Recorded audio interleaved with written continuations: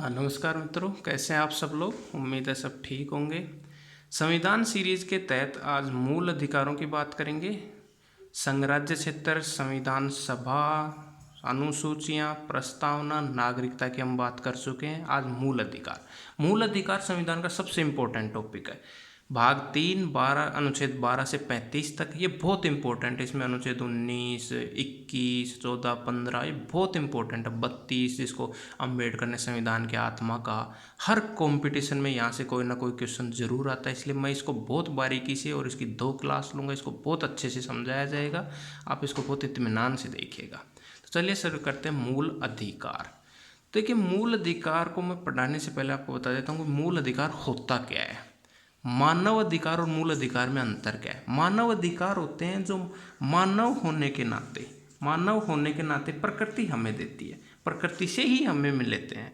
मानव के जो सर्वांगीण विकास होता है उसके लिए कुछ परिस्थितियां होती हैं, उसके लिए प्रकृति हमें अधिकार देती है जिससे कि हम जी सकें, मानव मात्र जी सके। और अधिकार क्या होता है, जो मूल अधिकार, ये हमें व्यक्ति का सर्वांगीण विकास के लिए जो सरकार या राज्य जो प्रदान करता है वो होते हैं मानव अधिकार, वो मौलिक अधिकार। ये मौलिक अधिकार क्या होते हैं, मानव के सर्वांगीण विकास के लिए बहुत इंपॉर्टेंट होते हैं।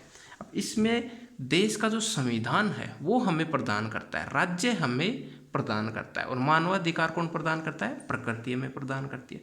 अब और भी राइट्स हैं। राइट्स में अब अगर मैं बात करूँ तो कानूनी अधिकार भी है। जैसे कुछ कानूनी अधिकार है, आरटीआई या मनरेगा या संपत्ति का अधिकार। ये कानूनी अधिकार हैं कि भाई हम कानून में ये लिखा है, कानून के द्वारा हम उन्हें मान सकते हैं। जैसे संपत्ति का अधिकार है जिसको पहले 31 और 19 आर्टिकल में था, अब 300 क में जोड़ दिया गया। या मनरेगा है, मनरेगा के तहत कानून का अधिकार में हम क्या कर सकते हैं, सरकार से 100 दिन की रोजगार की गारंटी हम मांग सकते हैं कि भाई 100 दिन रोजगार तो आपको देना ही पड़ेगा, ये हमारा कानूनन हक है। ठीक है। वैसे ही कुछ संवैधानिक अधिकार है। संवैधानिक अधिकारों की हम बात कर ही रहे हैं। संविधान के तहत लिखा हुआ है कि ये अधिकार नागरिकों को प्राप्त होंगे। अच्छा, ठीक है। अब बात करते हैं कि अधिकार आए कहाँ से, किसने इनकी बात की सबसे पहले। तो सबसे पहले अगर मैं बात करूँ तो 1632 में एक विचारक जन्म लेते हैं इंग्लैंड में जिसका नाम था जॉन लॉक। पाश्चात्य राजनीतिक विचारक हैं, शायद जानते होंगे आप सब लोग। 16वीं-17वीं शताब्दी में इंग्लैंड में जन्म लेते हैं जॉन लॉक, समझौतावादी विचारक थे। वो कहते हैं कि भाई मनुष्य को 3 अधिकार प्राप्त हैं। कौन कौन से, स्वतंत्रता, संपत्ति और जीवन की सुरक्षा। ये 3 अधिकार मनुष्य को प्राप्त होते हैं। ठीक है, उनकी बात सुनी गई। उसके बाद 1215 का मैग्ना कार्टा आया ब्रिटेन में, उसमें भी अधिकारों के, नागरिक अधिकारों की कुछ बात देखी गई। उसके बाद जो डेमोक्रेटिक कंट्री था यूएसए, वो आज़ाद हुआ। यूएसए ने अपने मूल संविधान में तो इनको शामिल नहीं किया, लेकिन अपने संविधान में संशोधन करके मूल अधिकारों को इम्पोर्टेंस दी। लेकिन भारत की अगर मैं बात करूं तो भारत ऐसा देश है जिसने अपने मूल संविधान में ही मूल अधिकारों की बात की। भारत में मूल अधिकारों की बात भारत की आज़ादी से पहले ही होने लग गई थी। कैसे, जब 1928 में नेहरू रिपोर्ट आई थी, मोतीलाल नेहरू जी, तो उसमें भी मूल अधिकारों की मांग की गई थी कि भाई मूल अधिकार तो होने ही चाहिए। कांग्रेस का अधिवेशन हुआ 1931 में, कराची अधिवेशन हुआ, उसमें भी इनकी मांग की गई थी भाई मूल अधिकारों तो होने ही चाहिए भारत के संविधान में। और वल्लभ भाई पटेल बाद में जो संविधान सभा में जो एक कमेटी बनी अलग से, मूल अधिकारों से ही संबंधित कमेटी बनी, जिसमें वल्लभ भाई पटेल थे या BN राव थे, इन सब लोगों ने भी एक बात की कि मूल अधिकार के ऊपर सबकी एक सहमति थी कि मूल अधिकारों को हम संविधान में शामिल करेंगे। ठीक है, इतनी बात हुई। अब मूल अधिकारों को भारत के संविधान में जगह दी गई कि भाई कितने मूल अधिकार, तो 7 मूल अधिकार दिए गए। मेन जो संविधान था, मूल जो संविधान था, उसमें 7 मूल अधिकार दिए गए। हालांकि अब फिलहाल 7 तो नहीं है, संपत्ति के अधिकार को हटा दिया गया है, लेकिन अब 6 बचे हैं। 6 में से कौन कौन से, बोर्ड के ऊपर मैंने लिख रखा है, समानता का अधिकार, स्वतंत्रता का अधिकार, शोषण के विरुद्ध अधिकार, धार्मिक स्वतंत्रता का अधिकार, शिक्षा एवं संस्कृति का अधिकार, संपत्ति का अधिकार और संवैधानिक उपचारों का अधिकार। इनको एक एक करके पढ़ते हैं कि ये कैसे हैं, कैसे मिले, पहले क्या था अब क्या है, कौन से अनुच्छेद में क्या लिखा हुआ है, कितने इंपॉर्टेंस, इनको एक एक करके अब हम देखते हैं। सबसे पहले देख लेते हैं अनुच्छेद 14। अनुच्छेद 14 में लिखा है कि भारत में विधि का शासन होगा। भारत में विधि का शासन, रूल ऑफ लॉ होगा। रूल ऑफ लॉ कैसे होगा कि जो संविधान में लिखा है उसका शासन होगा। लॉ कैसा होगा? रूल ऑफ लॉ, संवैधानिक शासन होगा। भारत में सब समान होंगे, विधि के समक्ष समता की बात की गई है, समानता की बात की गई है। सभी समान होंगे विधि के समक्ष। कैसे समान होंगे, ये लिया कहाँ से हमने? तो वैसे मूल अधिकार हमने कहाँ से लिए? अमेरिका से लिए, मैंने कल की क्लास में बताया था। लेकिन ये जो समानता शब्द से विधि के समक्ष समता की बात की गई है, समता और समानता में भी फर्क है, वो मैं आपको बताऊंगा। समानों में समान समता और समानता सबके बराबर समान। तो ये हमने ब्रिटेन से लिया। नकारात्मक अवधारणा क्या है इसकी? नकारात्मक अवधारणा ये है कि भाई सब समान होंगे, कोई इनसे अलग नहीं होगा। ये नकारात्मक अवधारणा, निरपेक्ष समानता की बात की गई है। कोई भेदभाव को हमारे संविधान के आर्टिकल 14 स्वीकार नहीं करता। वो कहता है कि सबको समान संरक्षण मिलेगा। आर्टिकल 14 क्या कहता है? कि सबको समान संरक्षण मिलेगा, विधि का समान संरक्षण होगा। और सकारात्मक अवधारणा की भी बात करता है। यानी कि सकारात्मक अवधारणा भी इसकी कैसी है कि अगर एक परिस्थिति है, एक समान परिस्थिति के, जैसे दो लोग हैं वो मंदिर में जा रहे हैं, किसी भी जाति से हैं, किसी भी समुदाय से आते हैं, किसी भी लिंग से आते हैं, तो उनमें समानता होगी। ऐसा नहीं है कि एक को जाने नहीं दिया जाएगा और एक को जाने दिया। हाँ, परिस्थितियों में भिन्नता के आधार पर भेदभाव स्वीकार करता है। परिस्थिति अलग है, जैसे हॉस्पिटल है, उसमें समानता है कि दो लोग जा रहे हैं, बराबर अधिकार है। लेकिन एक की हालात कुछ ज़्यादा खराब है, एक का कम है, तो उस ज़्यादा वाले को लिया जाएगा। वहाँ पर इसकी बात नहीं की गई। वहाँ रेस्ट्रिक्शंस हैं, राष्ट्रपति और आम नागरिक में भी रेस्ट्रिक्शंस हैं, क्योंकि परिस्थितियाँ अलग हैं। उसका जाना बहुत इंपॉर्टेंट है, परिस्थितियाँ अलग हैं। उसी हिसाब से अनुच्छेद 14 ये कहता है कि भाई जो फौजदारी मामला है उसमें रहते किसी पर कार्रवाई नहीं होगी। फौजदारी में अगर कोई पद पर है तो उस पर रहते, या फिर दीवानी मामला है तो उसमें 2 माह का पहले नोटिस दे दिया जाएगा आपको, उसके ऊपर कार्रवाई इस हिसाब से नहीं होगी। ठीक है, बात आगे बढ़ी, समानता की बात हुई। अनुच्छेद 15 आया। ठीक, अब अनुच्छेद 15 में क्या कहा गया कि भाई अनुच्छेद 15 के कई भाग हैं जिसमें सामाजिक समानता की बात की गई कि भाई देखिए आर्टिकल 15, आपने सबने देखा होगा आर्टिकल 15 पर एक मूवी आई थी, आर्टिकल 15 ही नाम से आई थी। इसमें क्या कहा गया कि देखिए धर्म, रिलीजन, मूल, वंश, जाति, किसी भी आधार पर, धर्म, मूल, वंश, जाति, लिंग, स्थान, कुछ भी हो, ये बाकायदा वर्ड लिखे हुए हैं आर्टिकल 15 में। इनके आधार पर राज्य कभी भी किसी में भी भेदभाव नहीं करेगा, सब समान है, भेदभाव नहीं करेगा। आर्टिकल 15(1) ये कहता है। सार्वजनिक जो स्थल है उसमें कोई भेदभाव नहीं करेगा। राज्य स्वयं कभी भेदभाव नहीं करेगा, अन्य को भेदभाव करने से रोकेगा। व्यक्ति भी भेदभाव नहीं कर सकता है, उसको राज्य रोकेगा, और राज्य स्वयं भेदभाव नहीं कर सकता। एक समानता पर आधारित जितने भी, जैसे जलाशय हुआ, मंदिर हुआ, तालाब हुए, सड़कें हुई, वो सबकी समान रूप से धरोहर है, सबका समान हक है उनके ऊपर। इन 5 चीज़ों के आधार पर, धर्म, मूल, वंश, जाति, लिंग, स्थानीय, 6-7 चीज़ें हैं, इनके आधार पर किसी में कोई भेदभाव नहीं होगा। अब उसके बाद बात चली, ठीक है इतना तो है। अब एक अलग कॉन्सेप्ट सामने आता है कि भारत का संविधान संशोधन शुरू होने लग गया कि भाई किसी को आरक्षण देंगे हम, किसी को हम ज़्यादा रियायतें देंगे। तो कहता है यार ये तो फिर अनुच्छेद 14 का उल्लंघन हुआ। अनुच्छेद 14 कहता है कि हर व्यक्ति समान होगा, हर की परिस्थितियों में समान व्यवहार किया जाए, तो ये तो उसका उल्लंघन है। उसी के लिए आर्टिकल 368 लाया गया। आर्टिकल 13 में इसकी बात की गई थी कि 13 में राज्य अगर कोई भी ऐसी विधि बनाता है जो कि मूल अधिकारों के विरुद्ध हुई तो वो अपना आप ही नष्ट हो जाएगी। इसको मैं बता देता हूँ। मैंने समानता के अधिकार शुरू किया आर्टिकल 14 to 18, लेकिन 12 और 13 भी है। 12 तो क्या कहता है कि जो राज्य की परिभाषा है ना, कि राज्य कैसा होगा, राज्य में क्या क्या सम्मिलित है, उसकी बात की है। 13 कहता है, आर्टिकल 13 कहता है कि राज्य ऐसा कोई भी कानून बनाएगा, ऐसी कोई भी विधि पारित करेगा जो कि मूल अधिकारों को कहीं ना कहीं रूप से नुकसान पहुंचाती है, चोट पहुंचाती है, वो अपने आप ही वो कानून रद्द हो जाएगा मूल अधिकारों से पहले ही। लेकिन जवाहरलाल नेहरू ने भारत के आज़ाद होने के तुरंत बाद एक ऐसा कानून लाया कि उन्होंने 9th शेड्यूल जारी किया। पहले तो 1951 में ही पहला संविधान संशोधन हुआ। 9th शेड्यूल जारी किया कि भाई इसमें अगर कोई कानून डल गया तो उसके ऊपर सुप्रीम कोर्ट कोई निर्णय नहीं ले सकता, वो वाद योग्य ही नहीं रहेगा। तो ये बात चली कि अगर आप ये कह रहे हो कि भाई महिला और बच्चों के कल्याण के लिए कोई विशेष अवस्था, कोई विशेष योजना ला रहे हो, तो क्या आर्टिकल 14 का उल्लंघन नहीं है? तो उन्होंने कहा कि नहीं जी, ये आर्टिकल 14 का उल्लंघन नहीं है। 368 अलग आर्टिकल है, 13 अलग है। 368 के तहत संशोधन हो सकता है। 13 में ये कहा गया था कि भाई मूल अधिकारों के विरुद्ध अगर कोई बात आई तो अपने आप नष्ट हो जाएगा। लेकिन फिर बात आगे बढ़ी, संकरी बनाम संघ का जो मुद्दा आया उसमें भी यही कहा गया कि भाई ऐसा हो सकता है, माना गया उसको, ठीक है। 15(3) में ये कहा गया। आर्टिकल 15(4) कहता है कि भाई राज्य के समक्ष जो सामाजिक और शैक्षणिक संस्था है उसमें जो पिछड़े वर्ग हैं उसके पिछड़े वर्ग के लिए हम कानून बनाएंगे और अगर वो कानून हम बना रहे हैं तो आर्टिकल 15(1) का उल्लंघन नहीं होगा। कैसे?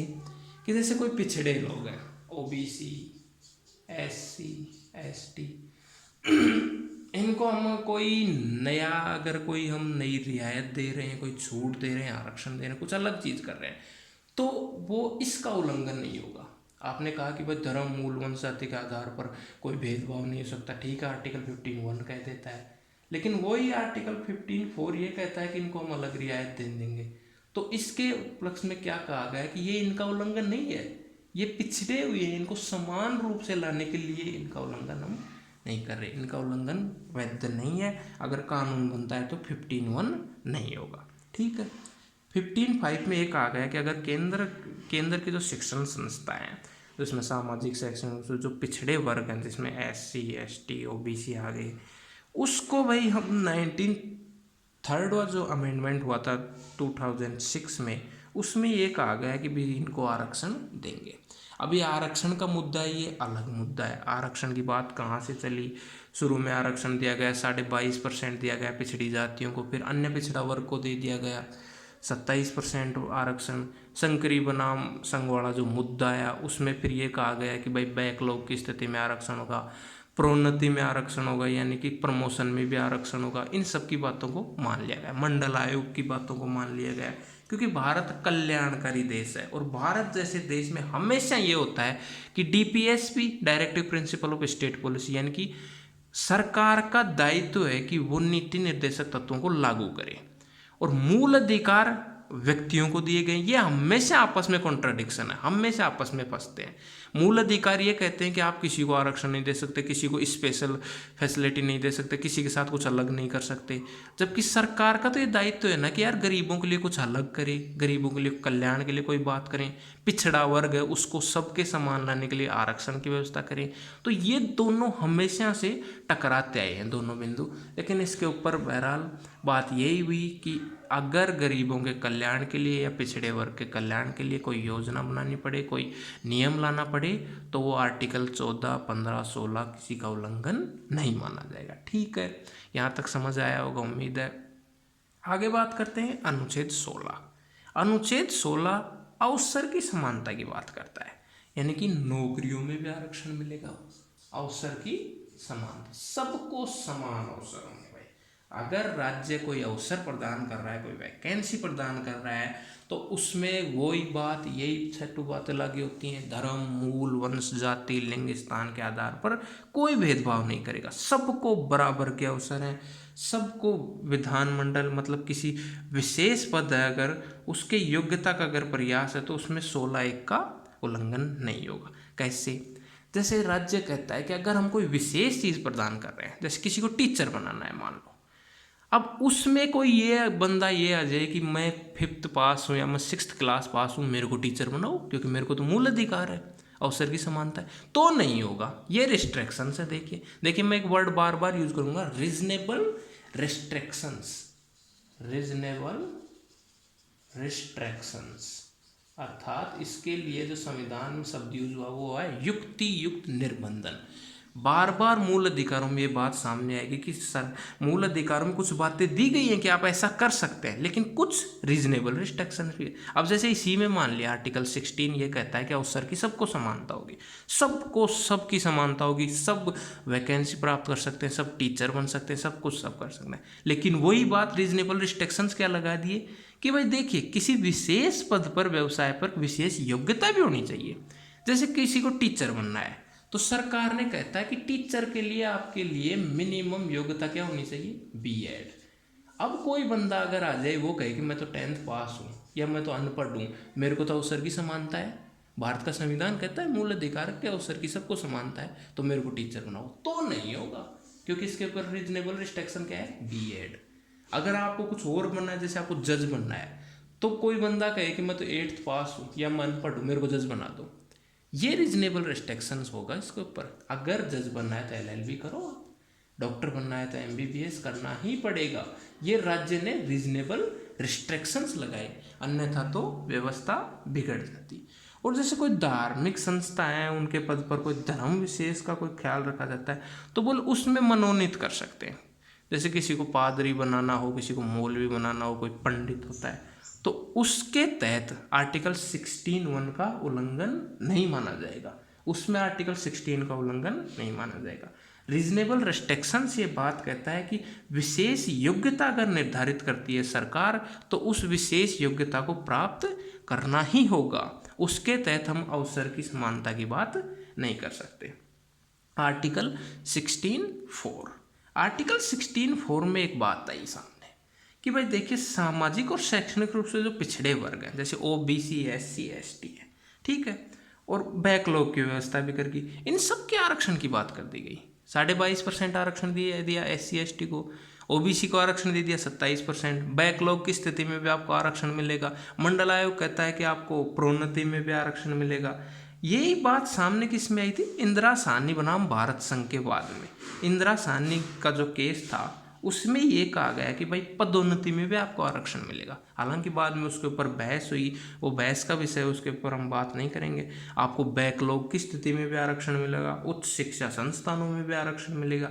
ये बात किस में की गई थी, इंदिरा साहनीवाद में। और अब तो इसमें एक चीज और भी जुड़ गई, आपको पता है पिछले साल ही 2019 में क्या हुआ, जो आर्थिक रूप से पिछड़ा वर्ग है उसको 10% आरक्षण दे दिया गया। आर्थिक रूप से पिछड़ा वर्ग को आरक्षण नौकरियों में दे दिया गया, शिक्षण संस्थाओं में दे दिया गया। इस तरह से अभी आरक्षण का मुद्दा बड़ा हो गया, ये एक अलग इश्यू है जिसके ऊपर आर्टिकल 16(4) में बात की गई है। ये अलग भी हम इसके ऊपर चर्चा करेंगे, लेकिन इसमें इतना ही, ठीक है। बात आगे बढ़ी, संविधान में समानता का अधिकार चल रहा है, आर्टिकल 14 पढ़ लिए, 15 पढ़ लिए, 16 पढ़ लिए, 17 और 18 क्या बात करते हैं। आर्टिकल 17 कहता है कि भाई अस्पृश्यता का अंत होगा, कोई अस्पृश्यता नहीं हुई, अनटचेबिलिटी का अंत होगा, ना राज्य इसके विरुद्ध कुछ करेगा ना व्यक्ति। आर्टिकल 17 अस्पृश्यता। अब अस्पृश्यता क्या होती है, देखिए किसी विशेष को, यानी कि राज्य अगर छुआछूत की भावना से किसी को देखता है, या कोई व्यक्ति भी किसी व्यक्ति को छुआछूत की भावना से देखता है, हीन दृष्टि से देखता है, तो उसका अंत करेगा आर्टिकल 17। याद रखना ये दोनों के विरुद्ध है, व्यक्तियों के विरुद्ध भी और राज्य के विरुद्ध भी है। अब इसको रोकने के लिए कई कानून बनाए गए, 1955 में बनाया गया, 1976 में और संविधान में संशोधन हुए, नागरिक संरक्षण की बात आई, SC ST एक्ट बना, एट्रोसिटी एक्ट बना, बहुत सारे इसके ऊपर एक्ट चलेगी। भाई अस्पृश्यता बर्दाश्त नहीं होगी, क्योंकि राज्य में सब समान रूप से समान है। आर्टिकल 14 इसकी बात कह चुका है, बार बार कह रहा हूँ, धर्म, मूल, वंश, जाति, रेस, इनके आधार पर कोई भेदभाव नहीं होगा। आर्टिकल 18 कहता है कि भाई उपाधियों का अंत होगा। उपाधि, जैसे पहले उपाधियां दी जाती थी राजा महाराजा या मुगल काल में कि ये मुकदम होगा, ये जागीरदार होगा, ये वो होगा, ये सूबेदार होगा, लेकिन अब आर्टिकल 18 ने ये साफ कर दिया कि भाई जो सब प्रकार की जो उपाधि देता है राज्य, उसका अंत करो आप, अब ये आगे कोई उपाधि नहीं देता। और अगर भारत का कोई नागरिक बिना सरकार की उपाधि कोई विदेश से उपाधि लेता है तो उसको भी अब ग्रहण नहीं करेगा। हाँ, भारत सरकार शिक्षा के क्षेत्र में, सेना के क्षेत्र में उनको उपाधियाँ दे सकती है, जैसे किसी को भारत रत्न दे दिया गया, पद्म भूषण दे दिया गया, या किसी को अशोक चक्र प्रदान कर दिया गया, या किसी को डॉक्टरेट की उपाधि प्रदान करी। ये रीजनेबल रिस्ट्रिक्शंस में नहीं आता, ये सरकार दे सकती है। सुप्रीम कोर्ट ने इसमें क्या किया, शैक्षणिक जो क्षेत्र हैं उसमें विशेष उपाधियों का उल्लंघन नहीं करने की बात की गई कि इन 2-3 क्षेत्रों में आप उपाधि दे सकते हैं, लेकिन अपनी मर्जी से किसी को उपाधि नहीं दे सकते, जो कि राजा महाराजाओं के टाइम से चली आ रही। ठीक है, समानता के अधिकार की बात खत्म हुई। उसके बाद एक दूसरा अधिकार आता है जिसकी बात करते हैं, स्वतंत्रता का अधिकार। स्वतंत्रता के अधिकार की बात की गई आर्टिकल 19 से। 19 बहुत इंपॉर्टेंट है। 19 के लिए ऊपर मैं बार बार जोर इसलिए दे रहा हूं कि इस आर्टिकल में 7 प्रकार की स्वतंत्रता की बात की गई। 7 प्रकार की स्वतंत्रता कौन सी? विचार अभिव्यक्ति की स्वतंत्रता, विचार अभिव्यक्ति की स्वतंत्रता एक। दूसरी स्वतंत्रता इसमें बात की गई कि भाई शांतिपूर्ण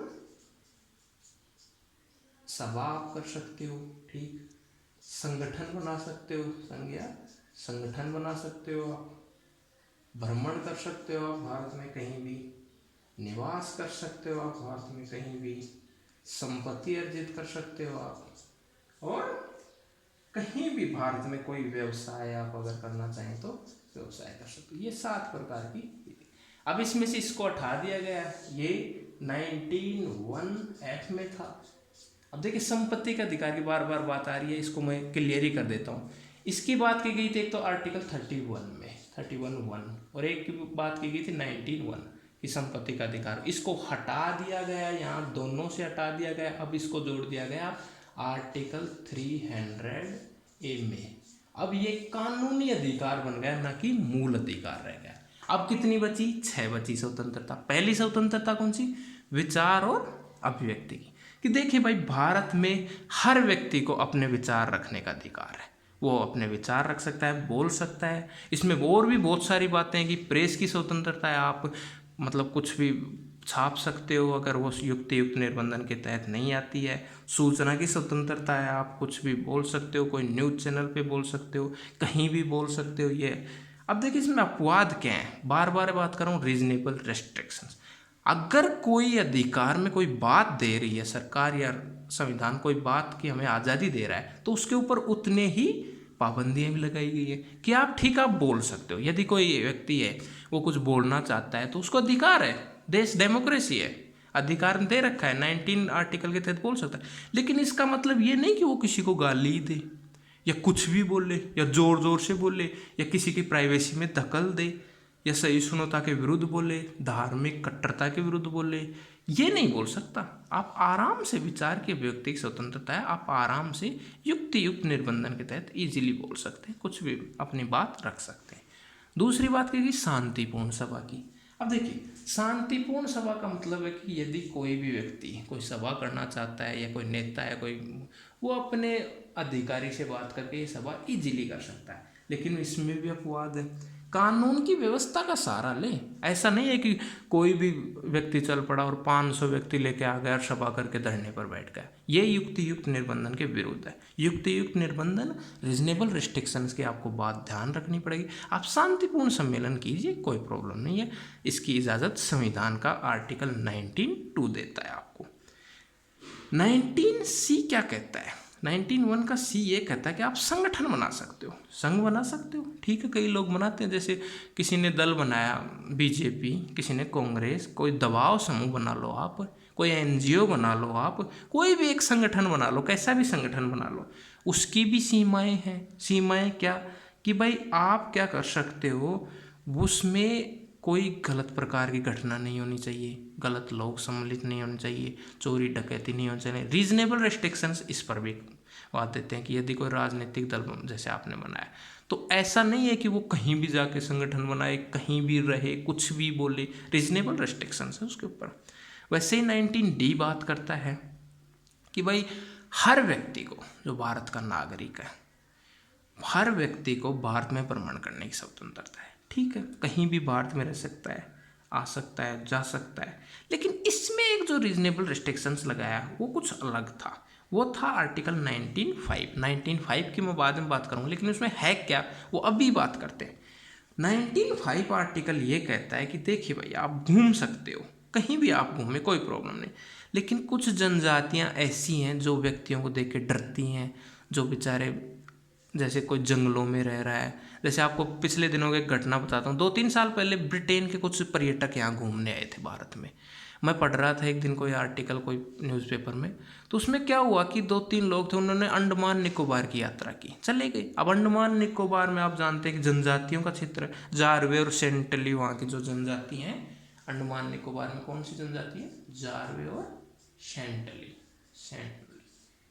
अब वो लोग हैं जो बेचारे कभी मानव देखे ही नहीं, कभी बस ट्रेन देखे ही नहीं, कभी एरोप्लेन नहीं देखे। ये सब क्या होते हैं? वो कंदमूल खाकर अभी भी अपना जीवन जी रहे हैं, मछली पकड़ के अपना पालन कर रहे हैं। ये लोग वहाँ पर चले गए, फोटो शूट करने लग गए। उन्होंने क्या किया? इन लोगों को मार लिया और इनके सर लटका के अपने घर के आगे, सर काट के अपने घर के आगे लटका लिए। तब से ये व्यवस्था की गई कि देखिए भाई, ये सीमा है, ये रीजनेबल रेस्ट्रिक्शंस है कि आप भारत में भ्रमण कर सकते हैं, लेकिन अंडमान निकोबार में भ्रमण नहीं कर सकते। या फिर और भी कोई जनजातीय क्षेत्र है जिसकी स्वतंत्रता में, भाई उनको भी तो मूल अधिकार मिले हुए हैं कि वो शांतिपूर्ण रह सकें, संग कर सके। तो अगर उनके मूल अधिकार में कोई प्रॉब्लम हो रही है तो फिर किसी को क्यों जाने दें? ये रीजनेबल रेस्ट्रिक्शंस लगाया गया 19D के ऊपर। फिर एक बात है कि भाई भारत में कहीं भी आप निवास कर सकते हैं। अब देखिए, भारत में जो निवास करने की बात है, ये पहले, अब बार बार एक बात है कि J&K में कई चीज़ें लागू नहीं होती थी, लेकिन अब आप सबको पता है 5 अगस्त 2019 के बाद से J&K का मुद्दा ही खत्म हो गया। ये सब कुछ अब इसके ऊपर भी लागू होगा, जो तमाम भारत के और राज्यों पर लागू। अब आप J&K में भी निवास कर सकते हैं, जम्मू कश्मीर में भी आप निवास कर सकते हैं, ज़मीन खरीद सकते हैं, शादी कर सकते हैं, घूम सकते हैं। वैसे मेरा विचार है कि आप ज़रूर जाइएगा, हालांकि मैं कभी गया नहीं, मेरा भी जाने का विचार है, बहुत अच्छी जगह है J&K, ज़रूर जाइएगा। उसके बाद एक आता है 19F। अब 19F की मैं बात कर चुका, संपत्ति का अधिकार, इसको हटा दिया गया। संपत्ति अर्जित करने का पहले अधिकार था, कोई भी व्यक्ति संपत्ति रख सकता है, ये उसको मौलिक अधिकार, लेकिन अब इसको कानूनी अधिकार बना दिया। 1978 में 44th अमेंडमेंट बिल आया और उसमें इसको हटा के 300A में डाल दिया गया, जो कि लीगल राइट बन गया। लास्ट आता है व्यवसाय का अधिकार। ठीक है, कोई भी व्यक्ति व्यवसाय अपना सकता है, कोई भी व्यवसाय अपना सकता है। सरकार किसी व्यवसाय के लिए कोई विशेष योग्यता निर्धारित तो कर सकती है, ये बात तो सही है। मैंने पहले भी कहा था कि जैसे कोई व्यक्ति कहे कि मुझे ये व्यवसाय करना है या मुझे ये नौकरी लगनी है, लगो, लेकिन विशेष योग्यता हो सकती है ये सरकार। आपको टीचर का व्यवसाय करना है तो टीचर के लिए हो सकता है आप कॉलेज में पढ़ाते तो आपको नेट चाहिए, हो सकता है आप प्राइमरी टीचर में पढ़ाते हो आपको B.Ed चाहिए, आपको डॉक्टर बनना है तो हो सकता है आपको मिनिमम क्वालिटी आप में MBBS होनी चाहिए। ऐसा नहीं है कि आप कोई भी उठा के कोई भी चल पड़ा, ये नहीं होगा। ये पूरी बात 19 में की गई, इसलिए ये बहुत इंपॉर्टेंट है। इसमें 6 प्रकार की स्वतंत्रता दी गई, बहुत सारी बातें इसमें। अब आता है आर्टिकल 20। आर्टिकल 20 क्या कहता है कि भाई अपराधों के लिए दोष सिद्धि से संरक्षण। आर्टिकल 19 से लेके 22 तक बात की गई है स्वतंत्रता के अधिकार की, जिसमें से आर्टिकल 20 ये कहता है कि भाई अपराध है उसके लिए दोष सिद्धि से संरक्षण। कैसे? कि जैसे देखिए, किसी ने अपराध कर दिया तो उसको एक अपराध के लिए एक बार ही दंड दिया जाएगा, ऐसा नहीं उसको 2 बार दंड दे दिया जाए। कि जैसे किसी को एक कोर्ट ने एक अपराध, किसी ने चोरी की और एक कोर्ट ने, हाई कोर्ट ने उसको अपराध की सजा दे दी 2 साल कैद, अब वो दोबारा रिट दायर कर दे फिर उसको 5 साल की सजा दे, ऐसा नहीं, एक अपराध के लिए एक बार दंड दिया जाएगा। दोहरे दंड का साफ साफ निषेध किया गया है। ठीक है, उसके बाद ये कहा गया है कि भाई अपराधी जो है उसको खुद के विरुद्ध गवाही देने के लिए कभी मजबूर नहीं किया जाएगा। कई बार ऐसा होता है कि अपराधी को मारा जाता है, पीटा जाता है, पुलिस कस्टडी में रखा जाता है और उसको कहा जाता है कि तू ये बोल कि तूने ये किया है, उसको खुद के विरुद्ध बाध्य नहीं किया जा सकता। अभी आपने एक मामले में देखा होगा, जो नेता थे बीजेपी के शायद ND तिवारी, उनका बेटा कहता था कि ये मेरे पिता हैं, वो कहते हैं ये मेरे पिता नहीं है। उनका नार्को टेस्ट वगैरह हुआ, DNA जांच हुई, हालांकि वही आए उनका पिता, वही निकले, लेकिन उनको बाध्य नहीं किया जा सकता था कि आप मानो ही। उसको फिर किसके लिए गया? मेडिकल रिपोर्ट के लिए भेजा गया, वो अलग बात थी। फिर आता है आर्टिकल 21। अब देखिए, आर्टिकल 21 बहुत इंपॉर्टेंट है। मैं इसके ऊपर वेरी इंपॉर्टेंट का निशान लगाऊंगा। क्यों इंपॉर्टेंट है? इस आर्टिकल 21 को मेनका गांधी ने पूरा का पूरा बदल के रख दिया, बल्कि भारत की जुडिशरी व्यवस्था को इसने बदल के रख दिया, भारत के संविधान को इसने बदल के रख दिया। इसके बहुत बड़े मायने निकले। आर्टिकल 21 कहता था कि भाई कोई भी व्यक्ति है, अगर उसको विधि के द्वारा प्रक्रिया है, उसके अतिरिक्त जीवन से मुक्त नहीं किया जा सकता। यानी कि जीवन और प्राण जो है, प्राण या जीवन या दैहिक स्वतंत्रता का अधिकार है। कोई व्यक्ति को जीने का अधिकार प्रदान कर रहा है आर्टिकल 21।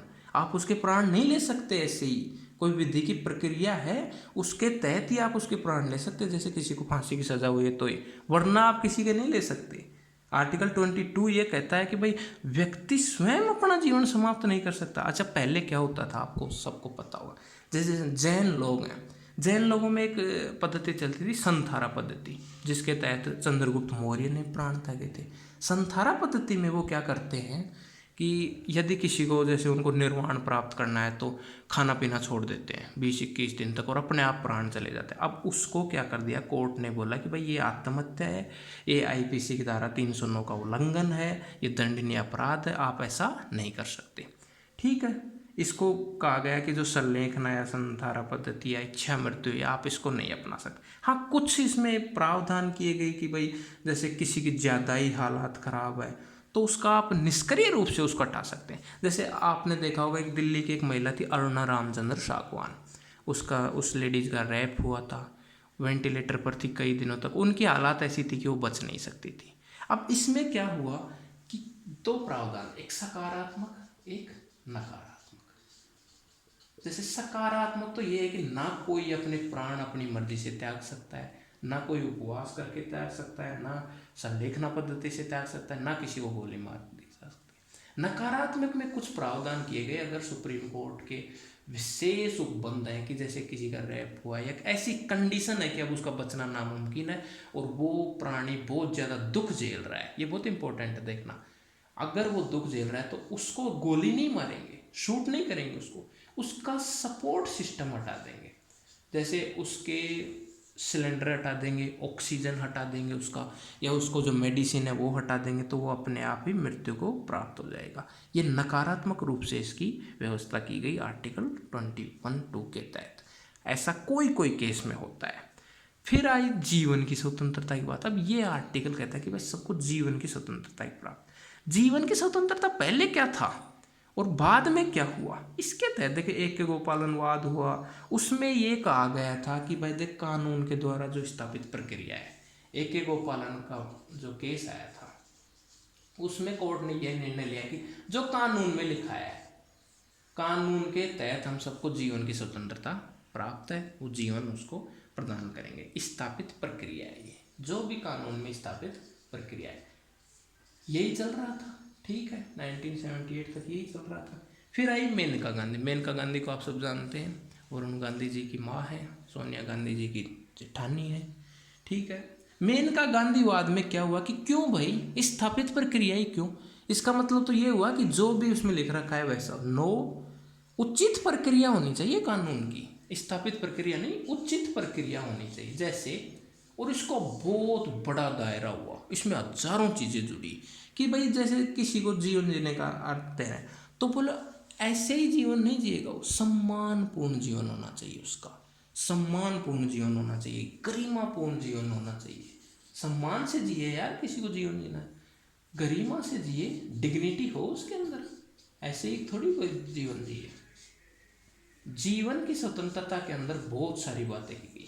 पहले तो ये था कि भाई जैसा भी है, जैसे हवा सबको मिल रही है उसके तहत आप हवा का अधिकार आप ले सकते हो, जी सकते हो। लेकिन ये जो मेनका गांधी की बात आई वो कहा कि क्यों हवा ऐसे ही कैसे, क्या आप किसी को शुद्ध हवा दे सकते हो? नागरिकों का मूल अधिकार है कि शुद्ध हवा लेने का उनको अधिकार है, शुद्ध हवा उन्हें मिलेगी, रोटी कपड़ा मिलेगा उन्हें, मकान मिलेगा, बेरोजगार हैं तो उनको रोजगार मिलेगा, शिक्षा मिलेगी उनको, शिक्षा को भी इसके अंदर लिया गया कि भाई ये जो अधिकार की बात की गई मेनका गांधी वाले केस में, मेनका गांधी इन्होंने एक बात जो बहुत बड़ी कह दी थी, वो उचित प्रक्रिया की, उचित होना चाहिए। और उचित में शिक्षा भी आती है कि ये व्यक्ति के सर्वांगीण विकास के लिए शिक्षा बहुत इम्पोर्टेंट है। शिक्षा भी होनी चाहिए, स्वास्थ्य भी होना चाहिए, स्वच्छ जल भी इवन इसमें शामिल है, स्वच्छ वायु शामिल है।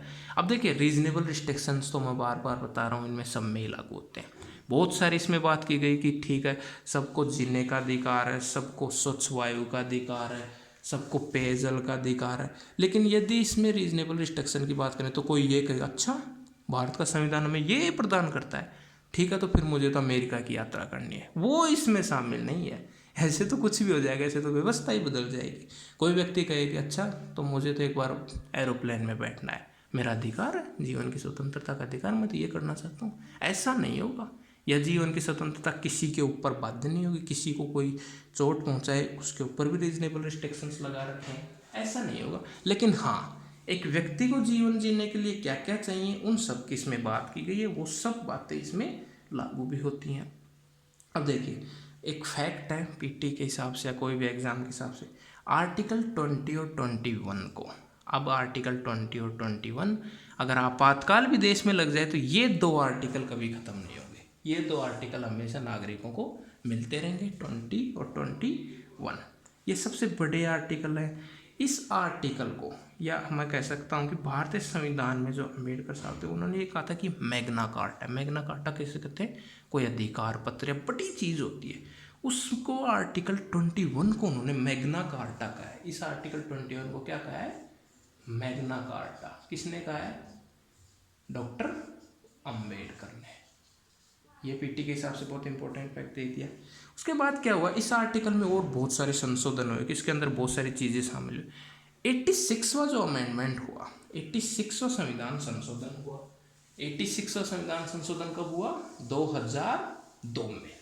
उसमें बात की गई कि भाई देखिए आप जीवन जीने की स्वतंत्रता दे रहे हैं, जीवन जीने के लिए क्या क्या इंपॉर्टेंट है उनकी हम बात कर चुके। शिक्षा चाहिए, अच्छा स्वास्थ्य चाहिए, वायु चाहिए। तो उसमें इसमें कुछ बात की गई कि देखिए 6 से 14 वर्ष के बच्चों को शिक्षा मुफ्त में शिक्षा दी जाएगी। 6 से 14 वर्ष के बच्चों को ये शिक्षा निःशुल्क होगी। ये शिक्षा कैसी होगी, अनिवार्य होगी। अब इसको दो जगह शामिल किया गया था, एक तो कर लिया गया है इसको आर्टिकल 21 में ए में, ठीक है। एक आप सबको मालूम है फंडामेंटल ड्यूटी में भी ये है। फंडामेंटल ड्यूटी भारत के जो मूल कर्तव्य हैं संविधान के, उसमें भी इसको शामिल कर दिया। किसका मूल कर्तव्य होगा ये, पेरेंट्स का। हर पेरेंट्स का ये मूल कर्तव्य है भारतीय होने के नाते कि वो अपने 6 से 14 वर्ष के बच्चों को स्कूल भेजे, शिक्षा प्राप्त करवाए। और सरकार का क्या दायित्व होगा, ये अधिकार हम सरकार से कैसे ले सकते हैं, आर्टिकल 21 के तहत सरकार का ये दायित्व है कि हर 6 से 14 वर्ष के बच्चे को निःशुल्क और अनिवार्य शिक्षा वो दे। इसमें और भी बहुत सारी बातें आई, जैसे RT एक्ट आया, राइट टू एजुकेशन आया भारत में 1 अप्रैल 2010 से जो शुरू हुआ था। पूरे पहले वो JNK में लागू नहीं होता था, हालांकि अब 6 अगस्त से पूरे भारत में लागू हो चुका है। इतनी बातें यहाँ आई। फिर आर्टिकल 22 आता है। आर्टिकल 22 ये कहता है कि भाई गिरफ्तारी से संरक्षण प्राप्त होगा आपको। गिरफ्तार किसको किया जाएगा, देखिए गिरफ्तारी का कारण बताना पड़ेगा। जैसे पुलिस है, वो किसी को गिरफ्तार करने चलेगी तो उसको पहले उसके पास वारंट होना चाहिए, ऐसे ही किसी को गिरफ्तार नहीं कर सकती। ये पुलिस राज्य नहीं है, यूनान का राज्य नहीं है, ये डेमोक्रेटिक कंट्री है। अगर किसी को गिरफ्तार करना है तो आपको वारंट दिखाना पड़ेगा। उस व्यक्ति को ऐसे ही कोई गिरफ्तार नहीं कर सकता। उस व्यक्ति को वकील मुहैया कराया जाएगा बाकायदा। अगर उसके पास वकील नहीं है तो वकील मुहैया कराया जाएगा, सलाह दी जाएगी। और दूसरी बात की गई कि कोई भी मुवक्किल, कोई भी अगर किसी को आप दोषी बना के ले जा रहे हैं तो 24 आवर्स के अंदर अंदर उसको न्यायालय में पेश करे। अगर पुलिस किसी को कस्टडी में ले रही है तो 24 आवर्स के अंदर अंदर न्यायालय के समक्ष उसको पेश किया जाए। लेकिन आपको एक बात बताता हूँ, ये तो इंडिया है, हर प्रकार का अगर कोई क्लू छोड़ता है, यदि कोई गलती है तो क्लू तो कोई ना कोई छोड़ता ही है। जैसे पुलिस है और उसको मालूम है ये व्यक्ति ऐसा है, इसको गिरफ्तार कर लिया, लेकिन पुलिस को ये मालूम है 24 आवर्स के अंदर अंदर न्यायालय में पेश करना है। पुलिस क्या करेगी, सैटरडे को गिरफ्तार करती है उसको और खूब धुनाई करती है सैटरडे की नाइट को।